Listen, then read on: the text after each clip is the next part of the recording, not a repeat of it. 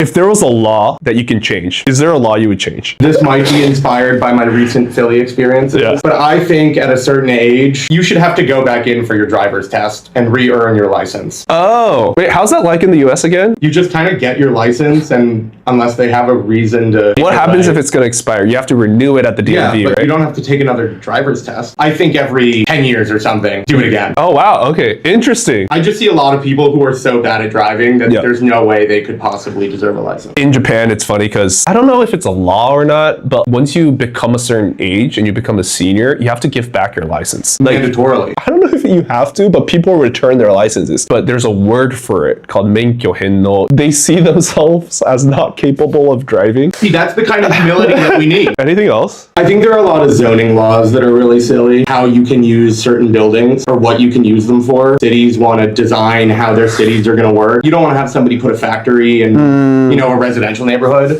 There are just these restrictions that don't make sense. How many stories your building could be, whether or not your attic was more or less than 8 feet from floor to ceiling or something. Yeah. I was like, who cares?